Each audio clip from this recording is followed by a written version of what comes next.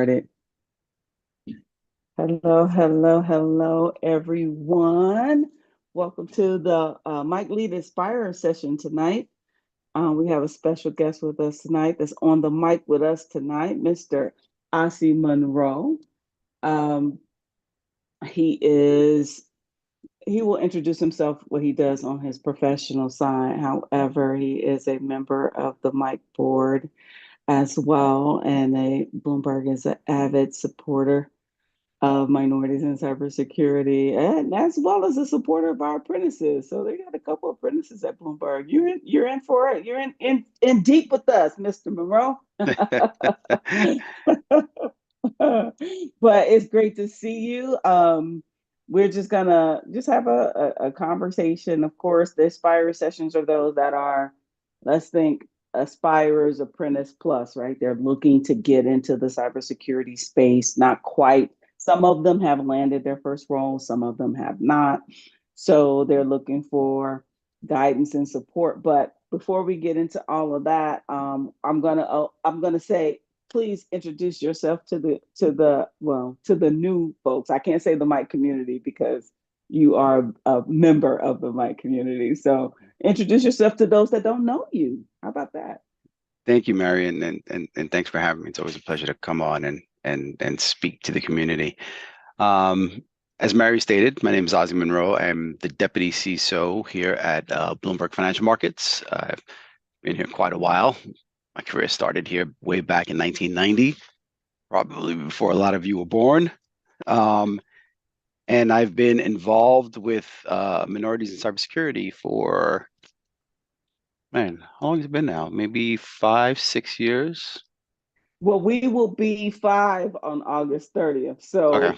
So So probably a little about bit less. four Yeah, and a about half. four, Yeah. 4.5, yes.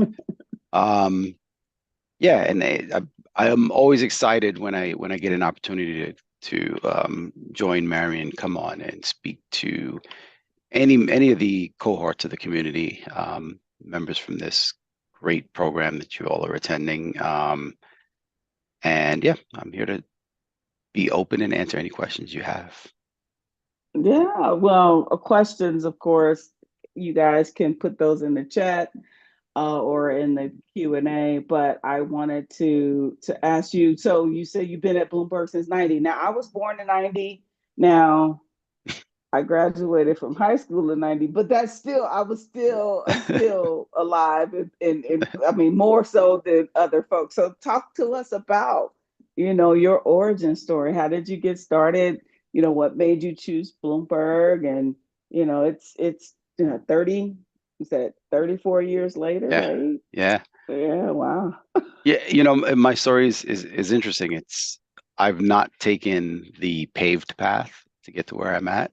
Um, it's a story that started with a connection that I had. It was a lifelong friend, childhood friend, and after I graduated high school, I joined the military. I did 4 years in the Air Force, and then when I was done with my 4 years of service, I was coming out, and it was right around summertime.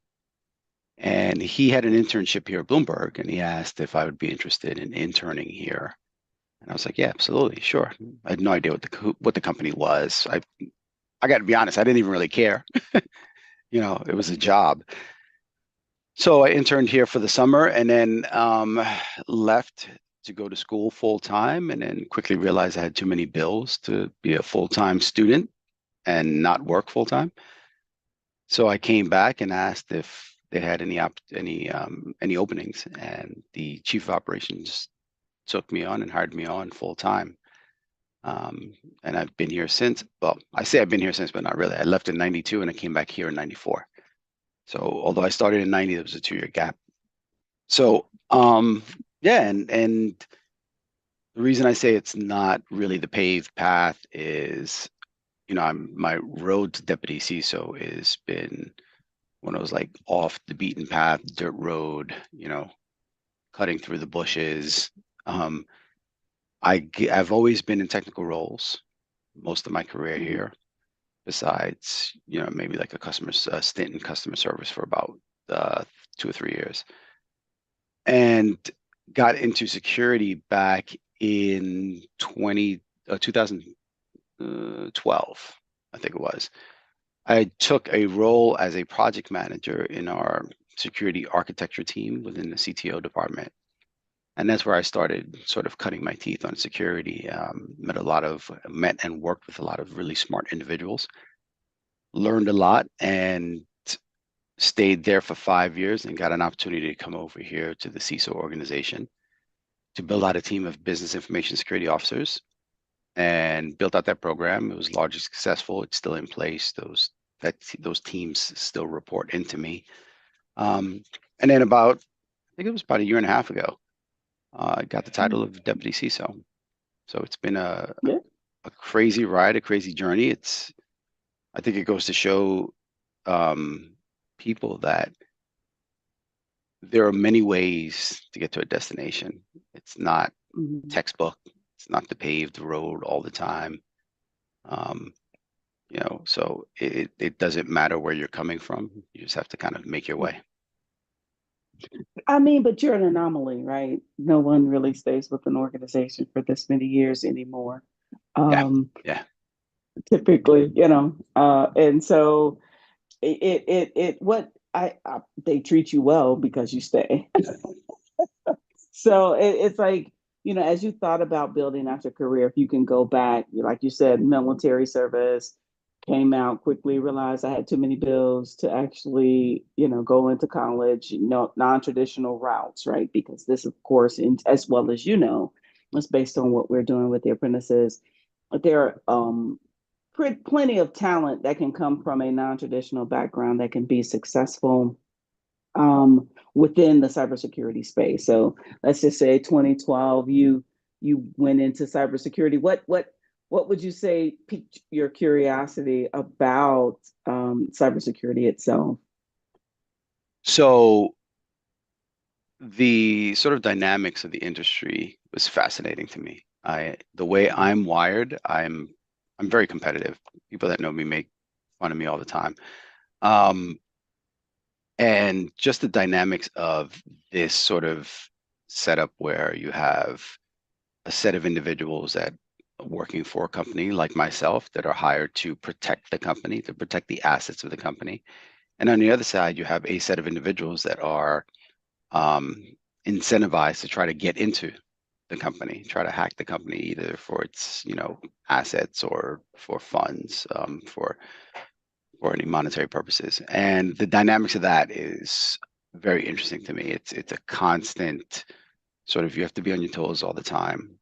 It is a constant battle of whether it's advancement in technology or new techniques. It's one side takes a little jump up and then the other side takes, and that's always really fascinated me. Um,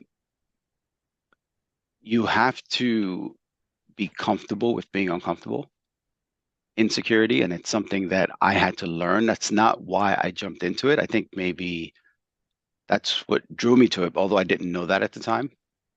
But you have to be okay with not knowing, because in security, you Mhm. never really know. You don't know that, when something is going to occur, when you're going to when you could potentially get hacked.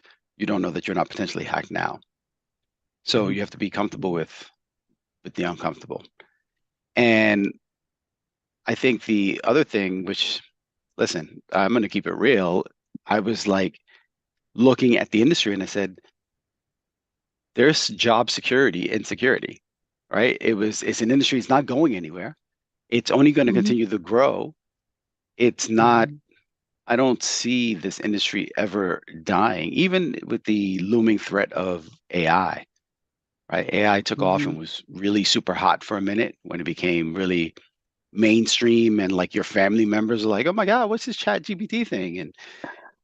And it got really mainstream, but I think now it's leveling out a little bit, although there are advancements, uh, chat GPT 4.0 has taken, some bigger steps than what was expected. But Mhm. I don't think it's at the point, and it won't be at the point anytime soon where it's threatening jobs in the security industry. I think it'll Mhm. enhance tools, but not threaten jobs. So So there was security in security, and I liked the idea of that. Um, so yeah, Mhm.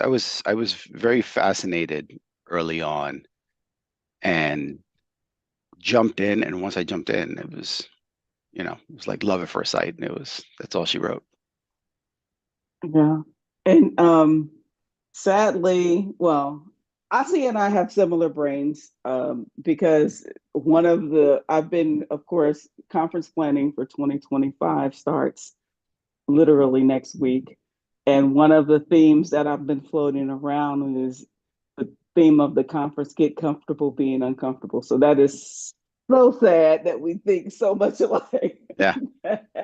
Yeah, it is. It is. This is not the first time we've we've Yes, realized that we think a yes. lot alike. Yeah. Yeah, yeah, and absolutely. Even with the start of the reason why the communicators program began, the Mike Lead Communicators course was our first course, and us coming together talking about the need for mid-career individuals to get additional training that they may not receive with the organizations that they're with in regards to leadership development.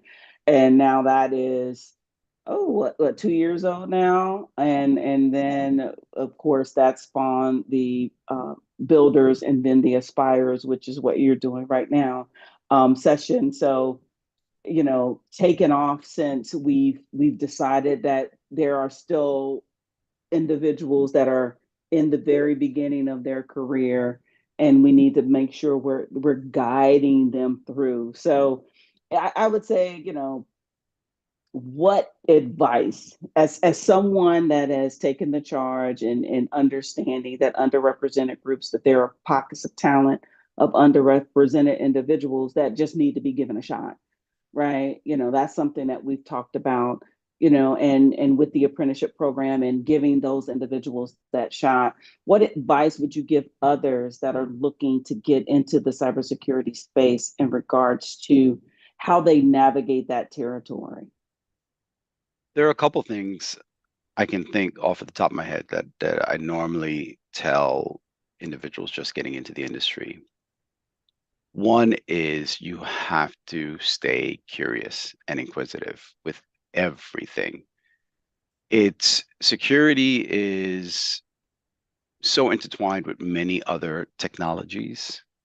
And for many of the roles in security, you have to understand the technology. Not all roles, but many of them. And even if you're at a level where you're not maybe a red teamer or like an architect, you still need to understand it at a certain level, maybe not as deep, but a certain level. And I think staying curious and trying to understand and always asking the question of, this software integrates with this software, or this software application doesn't integrate with this application. Why not? Right? You might come across an acronym that's used or a protocol that you're not familiar with. Pick on that, peel that onion, start to and keep, and you quickly go down a rabbit hole, because once you start, to this day, there are things that I look up and I read something and I'm like, I don't know what that is. And I start to look it up, and then, an hour later, I've gone like down three rabbit holes and looked up maybe three different things. So I think staying curious is extremely important. I think the other thing, and this is a sort of shameless plug to the Mike Lead program, but it sort of dovetails nicely in with my career history. And what I was alluding to when I introduced myself is I've not taken a paved path. So how have I gotten to the point where I've been successful? Fairly young in security. I was not in security before. I got in 2012, as I said. I got in because of so many other tangible skills, soft skills, and that's what the lead program was created to offer to you individuals. Getting those soft skills. I'm not saying that the other skills are not needed, right? You can't be someone who's great at creating documents and knows how to handle himself in a meeting and has high EQ and can navigate office politics and all the other things you need to do, but not know the technology side of it if you're going to be an architect or a pen tester. Mhm. So you do need to know the technical side of things, but the all the other skills and how you comport yourself is extremely important, and that will carry you a very long way. And that's why when Mary came up with the lead program, I was like, this is fantastic, and it hit home for me and it resonated with me because that's in large part why I was so successful, I think, throughout my career. So those are the Okay. two I'm bits of not advice that I would give. okay. Okay. So we have a couple questions. There's a long one, but one said, "Did you start out as a CISO for Bloomberg?" Um, No, I remember I've been here since 1990. So I just got my deputy CISO title about a year and a half mhm, ago, maybe 2 years now. So mhm. I've Yeah. worn many different hats here. Not too many. I've only been in maybe 5 different departments over my 30 Mhm, plus years here, but the CISO title mhm, is mhm. relatively new. Yes, yes, yes, yes. About a year and a half, if I recall Yeah, correctly. yep, Right before baby girl went to college, I remember. yeah. So what has been another question in the chat? What has been the most memorable experience for you since being on the security side? Most memorable experience. Uh, Good or bad, or either. Either. I would say either. Both. How about Um, both? yeah. Um, that's a really good question. You know, I would say over the last year, I've worked hard. There's not been any one moment. So let me just start by saying that. What I will say though is that I've worked very hard in my life and my professional career to push myself outside of my comfort zone. Public speaking being one of them. That's one that I've had to work on and I continue to work on. Um, and as of the last year or so, I've been getting some recognition throughout the industry, um, awards, um, associations, things like that. Those moments, I've learned to stop and appreciate those moments, take a moment to give myself, a little bit of credit, give myself my flowers, as the young kids say. Um, but even in those moments, I probably didn't myself stop to appreciate it. But then when I announced it to my wife and my daughters, their reaction and their sort of pride in me is what made it a really special moment for me, or what made those moments special. So again, I don't have one moment. It's just over the last year, it's been a lot of sort of recognition for the hard work that I've been putting in, and I've been getting comfortable with that. So that would Yes, be it. because you don't like attention. So yeah, No, you have to get comfortable being uncomfortable, I see, as you pointed out. exactly. Um, okay, so here's another question. I was a government contractor at GSA for 6 years and was laid off during COVID back in 2020. Decided to transition to cybersecurity and enrolled in a 6 month program through the Department of Unemployment and graduated in October 2022. It has been challenging to break into the field. I feel that a lot of companies look at traditional education in computer science, certifications, and training. I've submitted my resume and cover letter to many companies, but no response. It's not easy to find internships or apprenticeships for the hands-on training. What would you recommend for training that I can learn and understand at the same time? Sorry for the long question. No, that's absolutely fine. One of the things that I get a lot of sort of recommendations from people, resumes of people just getting done with college, and that's a little bit different from the situation that was just um, portrayed in the question because this is one of like don't have the formal education, but same sort of advice. People come in with resumes, they've done like computer science degrees, but they just don't have any security experience.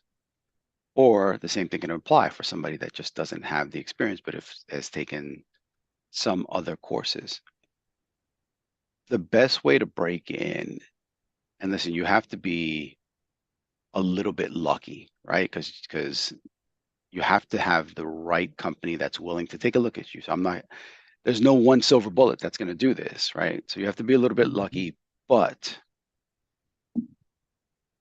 you take the time on your own. And remember, I said be inquisitive. Take the time on your own. There are so many online sites that offer online. You can create a VM. You can learn very many different aspects of security, like try hack me, hack the box.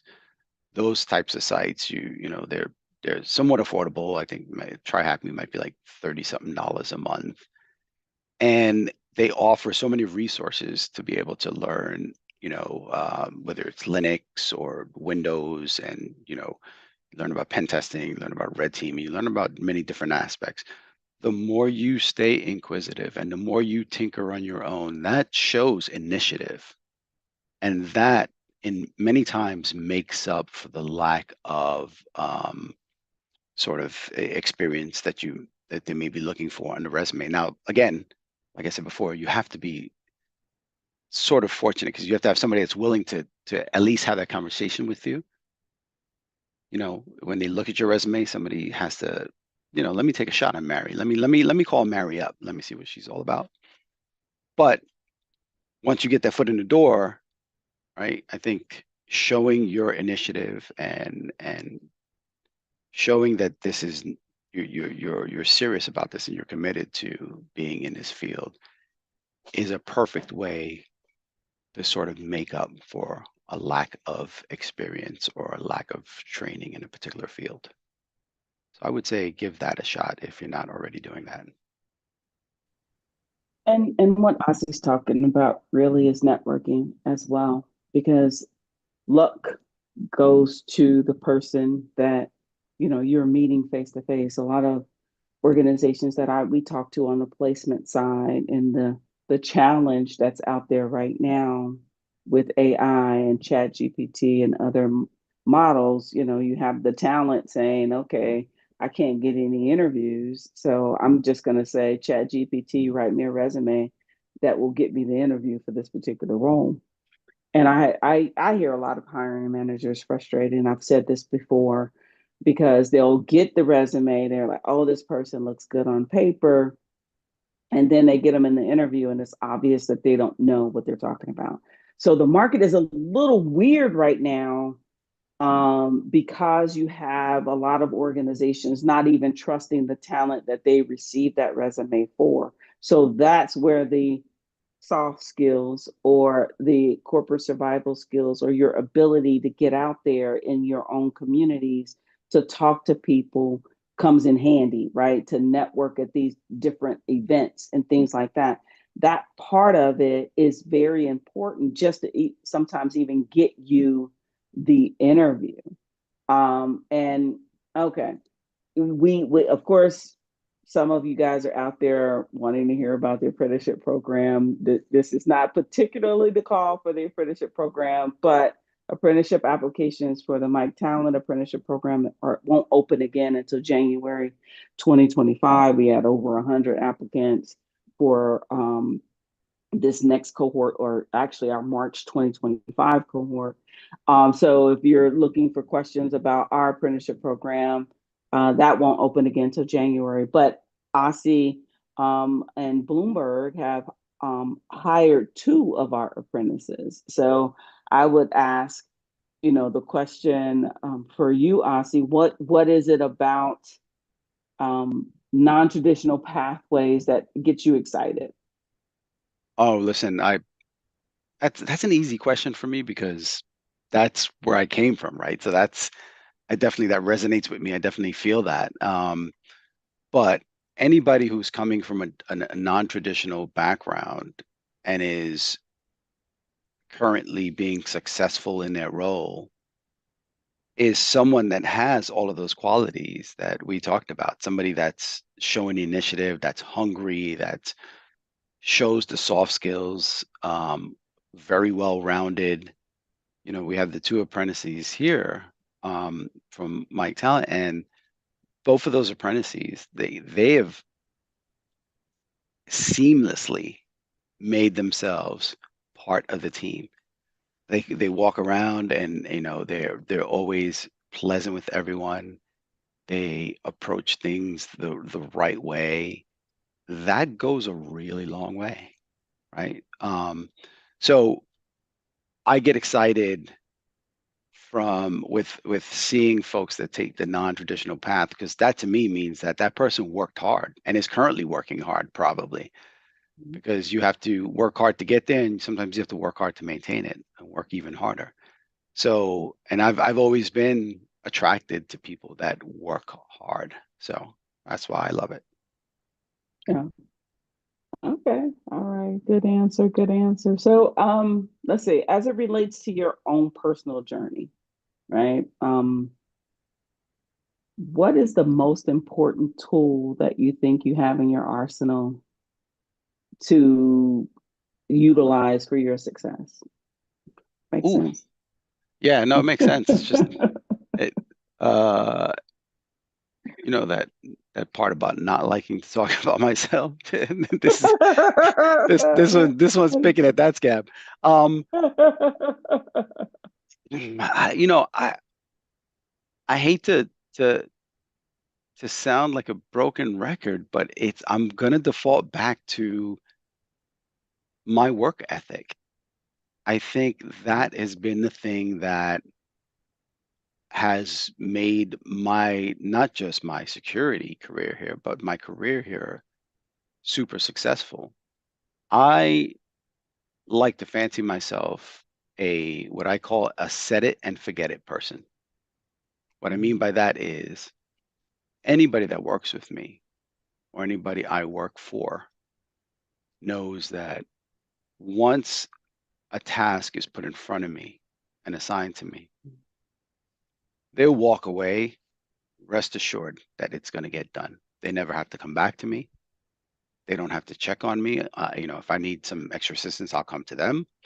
Um, and there's a lot of value when to a manager when you're managing people and those people are self-sufficient and those people are dependable and reliable. And I've always prided myself on that. And I think that plays a large role, that has played a large role in my career, and that continues to play a large role in my success.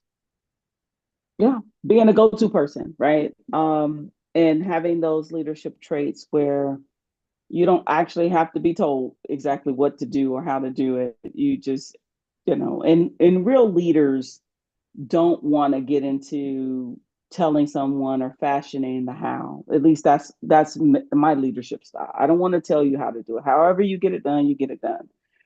Um, but being able to have that reliance and being that go-to person is valuable, because even when we talk about, you mentioned about the apprentices that are at Bloomberg right now, I draw on the string with folks about this whole idea of likability, right? Once you get in the room, once you are in the organization, now the question becomes, can people work with you?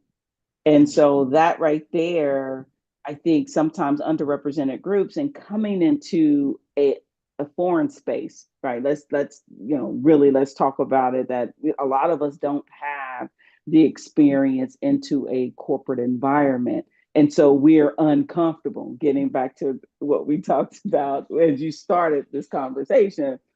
And so trying to get comfortable with that fact and then release some of the defensiveness, or stand, we're really closed off at times in general when we enter into these spaces. And it's important for us to have these individual tools to relax into a particular role and understand that your technical ability can get you the role, but if you are okay, if you're an asshole, then you may not keep the role.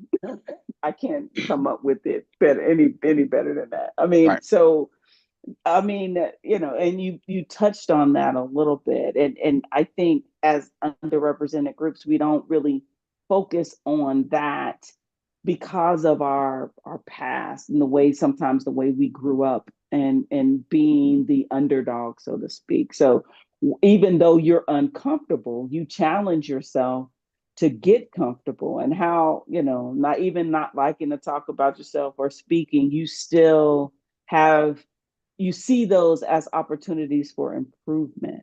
Is that fair? That's, yeah, absolutely fair. And I just want to add one bit on because I thought about this as you were talking about why underrepresented groups have this sort of defensive nature. I was at a conference once or with someone, and someone attended a session. I didn't attend a session. And she said, the session was really great. She said they did this exercise where they said, pick one word to describe yourself. And that word can't be anything that has to do with like your career, right? It can't be anything professional related. And she said she couldn't think of a word. And she asked me, she's like, could you think of one? I said, it took me a while. It wasn't immediate. It took me, a few minutes. But the word I came up with was fighter. And the reason I came up with that word is because everything that I've gotten in my life, from when I was a young kid, my mom passed away when I was 5. My dad raised us. He was kind of around, not around. Me and my 2 sisters, we had to learn how to, all the life skills we had to pretty much learn on our own. So there's a lot that I've had to overcome. And listen, this is not meant to be a sob story. There are people that have much worse lives than I had, but nothing has ever really been handed to me. I've had to fight for everything. And the reason why I wanted to highlight that is because it touches on the point you made about the defensiveness. And it's a very important point because I had to learn, and I'm still actively learning, not to fight all the time. Everything cannot be a fight. You have to let go of some things. You have to, and how you survive in the professional world, you really have to remove emotion out of almost everything you do. It cannot be emotional. You have to be smart. You might feel like, oh man, you know, my boss is asking me to stay like, I had to stay like 15 extra minutes or 30 extra minutes. Don't sweat that. Let that go. Now, if they keep doing that every day, right, that adds up. But those little small incidents or small battles, sometimes you let those things go and you be smart about it and think of the greater good. Like, you know, what is it, how much is it really going to hurt you to put the extra 15 minutes in? But how much benefit could you get by putting the 15 minutes in, not asking for anything in return, but being recognized as a go-to person, as a reliable person, a person that's willing to be a team player. Like I said, there's a fine line between that and getting taken advantage of. And I'm not, promoting getting taken advantage of, but you have to learn to not fight all the time. And that's something that I've had to learn. And I think that's been a large part of my success as well. No, as you were talking, I remember first office agent in LA. I think I started in LA in October, and shortly after getting there, they were asking for volunteers to be on the midnight to 8 a.m. shift um, to do surveillance.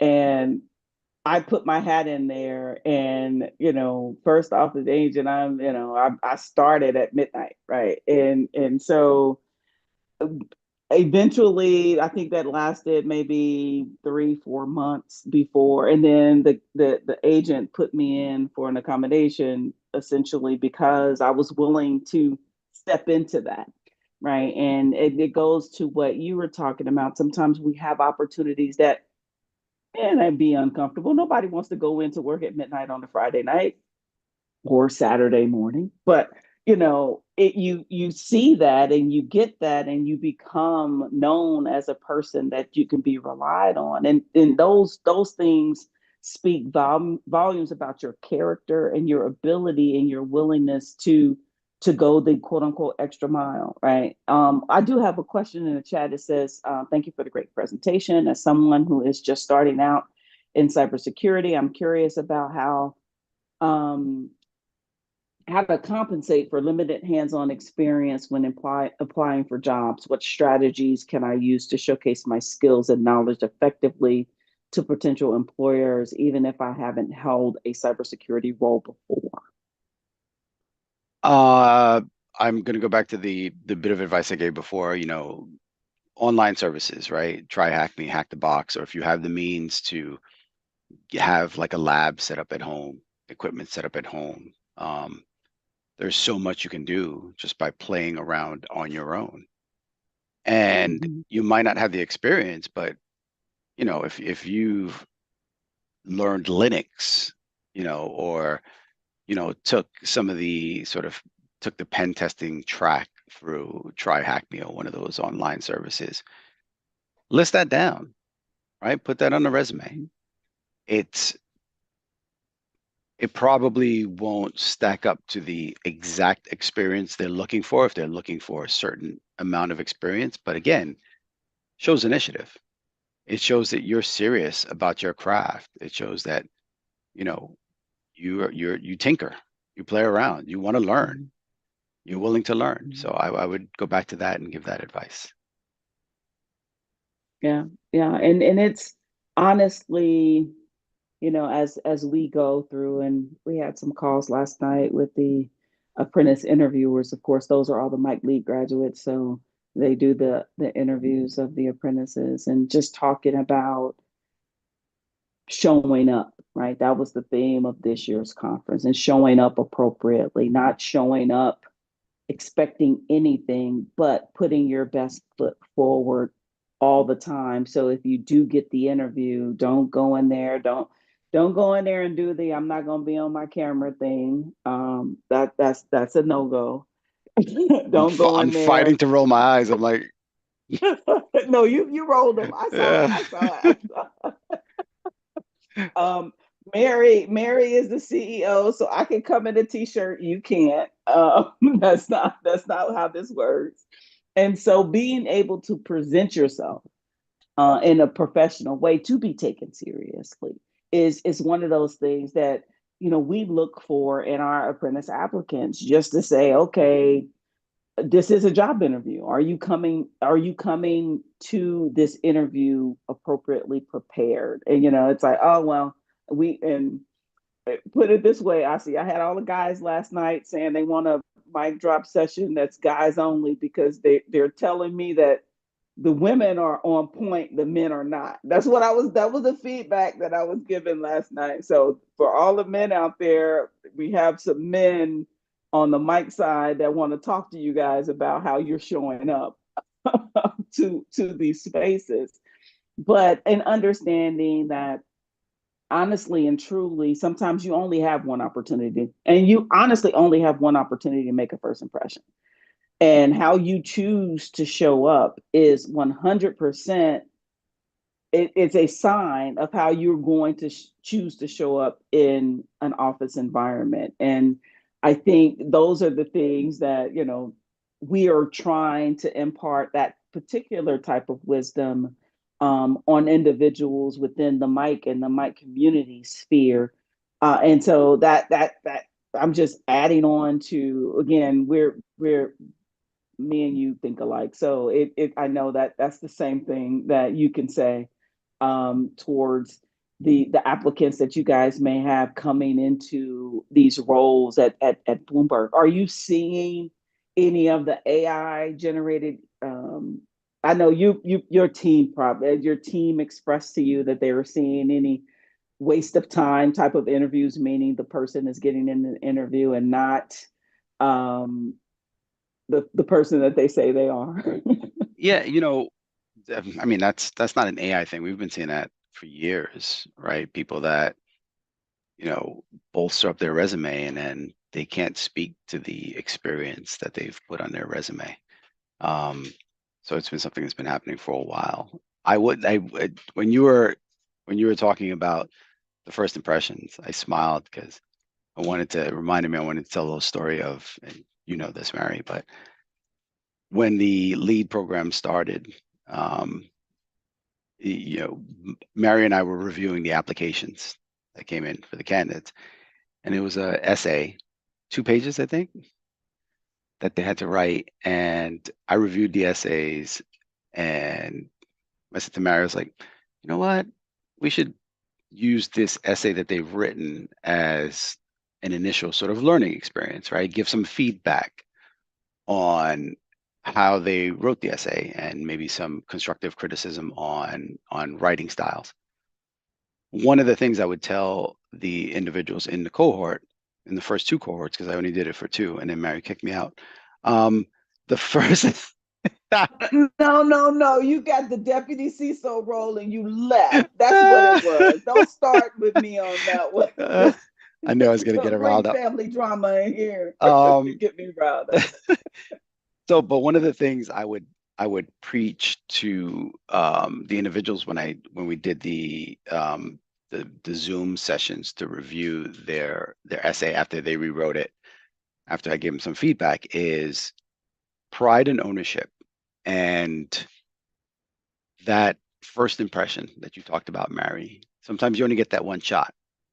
So when you create that resume and it's telling you on whatever application you created it on, Word, whether it's Google, Microsoft, whatever, it's giving you like the red squiggly line because something is misspelled. And you print that anyway and submit that. I'm going to tell you right now, you know, to this day, if I get a resume and it has a spelling error, I am putting it off the pile. I'm not even going to consider it anymore because that speaks volumes to me about the individual that's coming in.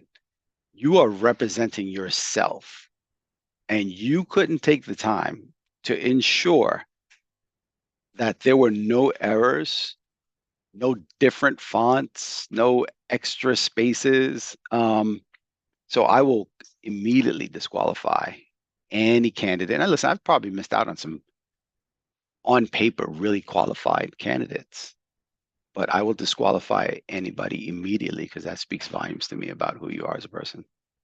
So just wanted to A throw that lack of out there. attention to detail right now. And okay, now you're gonna get me on my soapbox about that and missing meeting invites and not paying attention to your email. And I advise the apprentices, often it's like if your email is so busy, how about this? How about create another email that you watch every day that is specifically about jobs? And that's the only email you put on your resume. It's the only email you use for business related stuff. If you're unemployed and you're out there looking, because my pet peeve is missing an interview, right? Or not showing up, or the ghosting thing, Oh, right? Or not, or oh, I didn't get the meeting invite, as if technology doesn't work. Like we all know technology works. The lack of attention to detail is one of my pet peeves as well. And the red squiggly lines. I at least I got a little hearts and minds. I'll accept you into the lead program for spelling errors, but they will not accept you for a job for spelling errors, right? There's opportunities for improvement there. yeah. Um, so getting back to you, of course, as a minority leader um, in corporate America, right? And I would be remiss if I didn't ask about the challenges that any challenges, if any, because it sounds like Bloomberg is a great place to be. Maybe you've been there so long, but even any challenges or any how is it, as far as not even necessarily at Bloomberg, but even amongst your peers, being a minority that's sitting in that space, one of the very few minorities that are at the level that you are in for a private entity that is huge. Even public entity, I think there's still only 5 CEOs in Fortune 500 companies, let alone start talking about CISOs and deputy CISOs, those second chairs. So, how has it been for you to step into that role as a deputy CISO and as a minority in that seat? Yeah, it's been interesting. And it's been interesting because I think having this title cuts a little bit both ways, right? There's a certain level of respect that people will automatically give because you have a title, like deputy CISO or even a C level. But then there are those that don't care about that, right? And they just see, the color of your skin, and you're still going to be treated as such. So here I've not, well, we had we were doing a leadership program here, and they brought in um, an outside instructor to lead one of the sessions. And the instructor was from a well-renowned college, Ivy League. And they gave us case studies to read it was a week-long leadership course. They gave us a case study to read, and it was the first day, and we were reviewing the case study, and the instructor started asking questions. Now, the people that were running, the Blueberry employees that were running the program, I know them from other sort of programs. And I said, listen, I'm committing to pushing myself outside of my comfort zone, and I'm going to take every opportunity if I can throw my hand up and volunteer to get in front of the class, in front of my cohorts, or ask a question or whatever it is. He asked the first question, threw my hand up. Okay. Didn't call on me. It's fine. It's 45 of us in there. I had my hand up maybe 30 minutes because he kept asking questions. So he would look over in my direction, and he picked the woman next to me. He picked the woman on the other side of me. He picked a guy on her right. He picked people 2 and 3 times. It was to the point where the women that created the program, from HR, the career development, the 2 women in particular, they started texting other people that were there, like as part of the program creation team, saying, hey, someone get the instructor's attention. Ossie's had his hand up for like 30, 40 minutes. It got to the point where I'd raise my hand, I'd drop it. I was holding my arm up because my arm was so tired. I went to full hand raise. I went to a point where, if he picked on somebody else, it's customary, right? You didn't get picked on, you drop your hand. I kept my hand up while the other person was answering for like maybe 6, 7 answers. He finally ended up picking on me. And it was through another session later in the week with a different instructor from the same organization, education organization. We did an exercise, and they asked about, I forget exactly what the question was, like a moment when, you felt uncomfortable about something or you were wrong. There was something like that. And I gave that as the moment. And it was hard for me to do because I don't, in my life, I don't default to race as being an excuse. But there are moments when you're left with no other answer, and you're like, well, what else could it be? And I think I was the only African American in the cohort of 46. There was, I think, an Indian woman, an Indian man. That's it. So I explained the situation, and it was hard. It was hard for me to even speak about it in front of colleagues. And I did so, and the support I got afterwards was amazing. Like Like some people came up to me and I literally like made me emotional. This woman that I knew for so many years, she was like, she people were really sort of moved by that.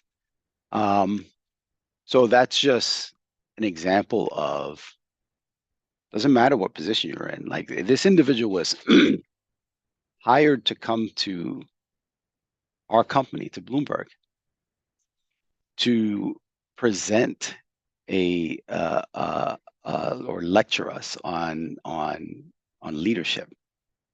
So it didn't matter that I was, and these 46 people, these are all people my level or above, right? Because it's a senior leadership program. So it didn't matter my position. It didn't matter that I was an employee of Bloomberg. Something made that individual, and he's a professor, made him not call on me. In the absence of any answers, I was left to think, is it because I'm a man of color? So these types of things happen. They don't happen, I think, often to me that I know of. They probably happen a lot that I don't know of, but that's okay. I don't know about it. You can only control what you can control. So my experience has been mixed. Um, I got to say, has it changed since I got the title?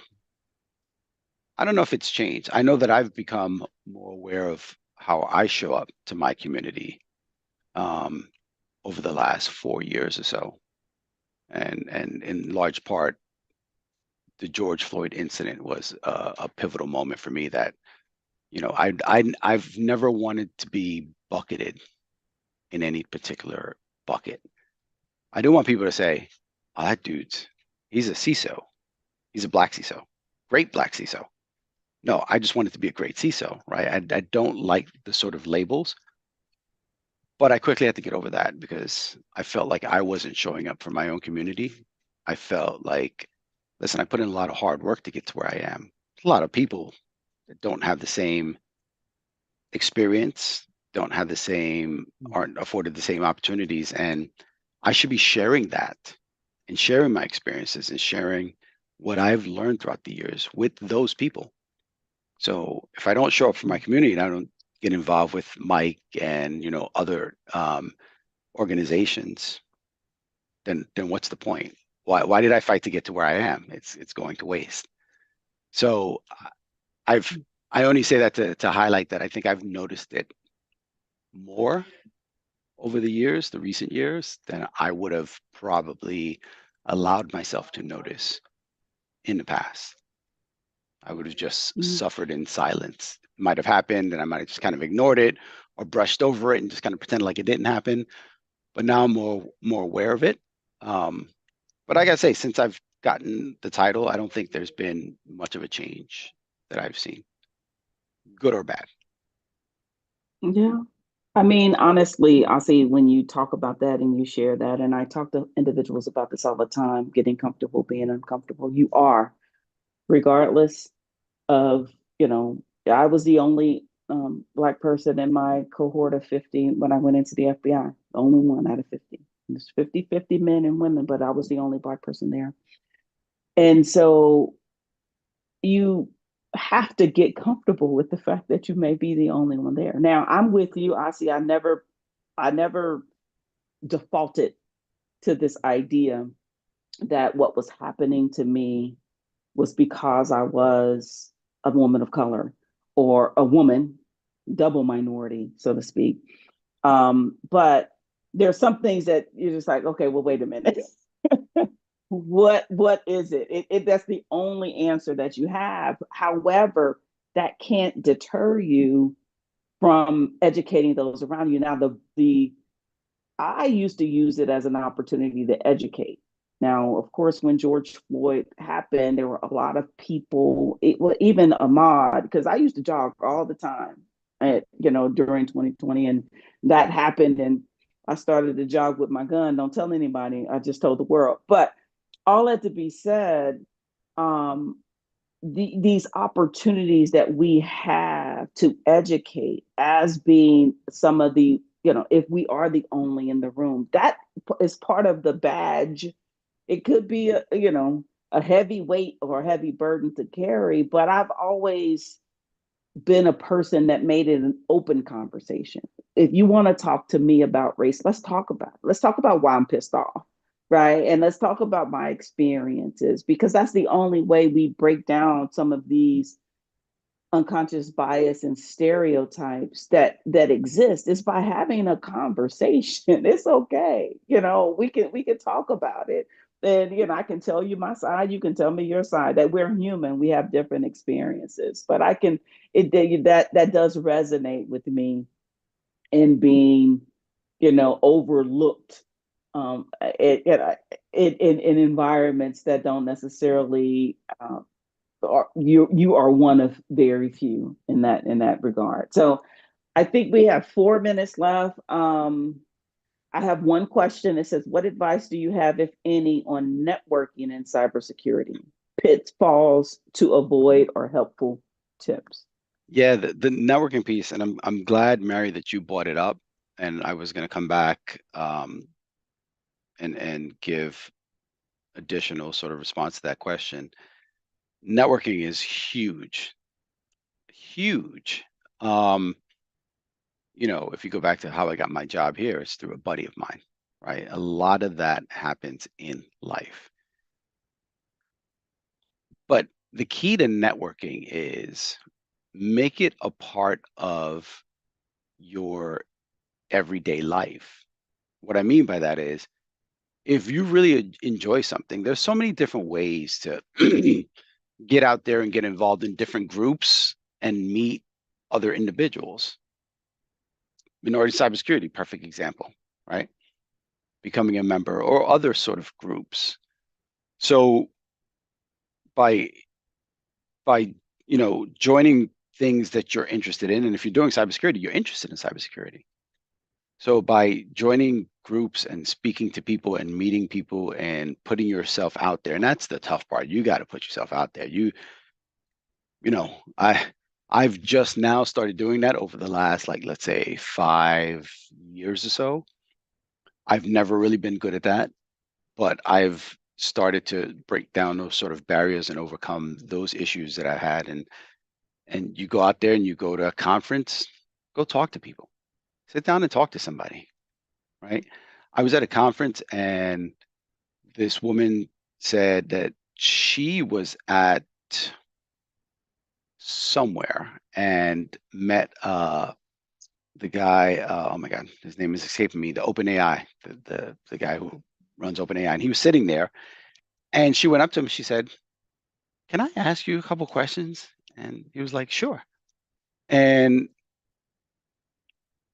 I guess everybody else was intimidated to go up to him and talk to him. And she went up to him and he was like, "Oh my God, thank you for coming over." Like, people, you would think people flock to people like this all the time, but that doesn't always happen. And since then, she's developed a relationship with the guy, right? Where they communicate every so often. That doesn't happen if you don't try, right? You're going to miss 100% of the shots you don't take. So you have to put yourself out there. You have to. Be comfortable with being uncomfortable. If that's not your thing, make it your thing, but make it part of your everyday thing. Make it part of your, the same thing with, if you're new to cybersecurity, podcasts, blog posts, articles. There's so many ways to consume information. It doesn't always have to be taking a course.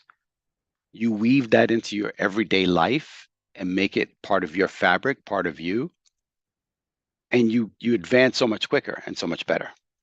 So I would say that's the big thing with networking. Just kind of weave it into your fabric and make it part of what you do. Any opportunity you get, take it, right? Doesn't matter who the person is. If you see somebody jump, you're at a conference, you see a table, you don't know anybody there, sit down at the table, talk to people, right? So yeah, I think that's my approach to networking. You got to take it head on.